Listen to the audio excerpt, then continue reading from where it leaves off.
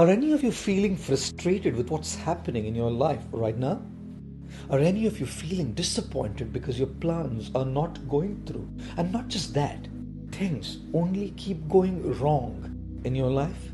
Have any of you ever asked yourself this question, why is this happening to me? Let me tell you a personal story of what happened to me a couple of years back. In November of 2014, I went on a spiritual trip led by my guru, Radhanath Swami, to the small yet very vibrant temple town Udupi. 5,000 of his students and followers had gathered there from all over the world to spiritually charge themselves through his uplifting company and association. Every morning of the 3 days we were there, approximately 10 groups of 500 each would visit various spots of historical and spiritual significance in and around Udupi, and in the evening, Radhanath Swami would enthrall all of us by his mesmerizing talks, and then after the talk, he would lead everyone into a blissful experience of call and response chanting, kirtans, where everyone would come up on their feet and start dancing as they were responding to the beautiful melodies of the mantra chant.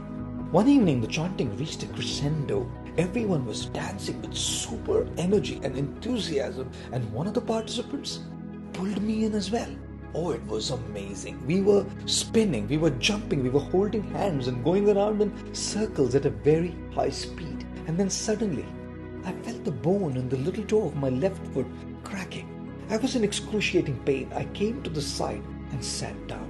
A friend noted this, came to me, and along with another man led me to the medical tent, which was a part of the trip, for examination. As I walked there on one foot, limping, my hands around the shoulders of the student, someone came up and asked, "Lag gaya kya?" A little irritated by the question, I said, "Nahi, langdi khelna seekh raha hu." The guy didn't know whether to laugh or cry, and feeling sorry for my plight, went back to the chanting and dancing. The doctor at the tent examined my foot and diagnosed it to be a Jones fracture, a fracture in the 5th metatarsal of my left foot. They put a cast on me. I came back to Mumbai and had to be grounded. All my travel plans were cancelled, and that also meant not being able to attend this very important summit in Germany where I was meant to be a keynote speaker. It was frustrating. All plans had flown out of the window. Yet I decided to see the positive side of it. For the 3 months that it took for recovery, I worked on my overall health, caught up with good rest, read a lot, met a lot of people, which is otherwise hard because of my hectic travels. And by Jan of 2015, I was up and running back to my normal schedules.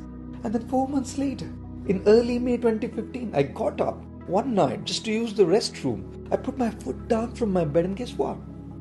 Same cracking pain again at the very same spot of the little toe of my left foot.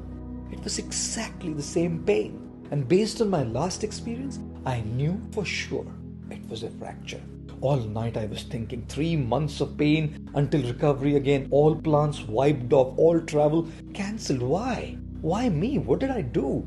The next morning I went to my dear friend Dr. Chaitanu Nakat, who is an orthopedic surgeon, for examination. He confirmed it to be a fracture and asked me, "Prabhuji, do you play football in your spare time?" I said, "Doctor, my round face probably looks like one, but I've never been into sports. Why?" He said, "Jones fracture is most common, especially amongst footballers. And by the way, didn't you recover from your last fracture like just 3 months back? And you're also telling me that you got this one without any trauma, simply while you were getting off from your bed. I think you better get your bone density checked. Get a DEXA scan done." When I brought the reports to Dr. Chetan, he confirmed his suspicion.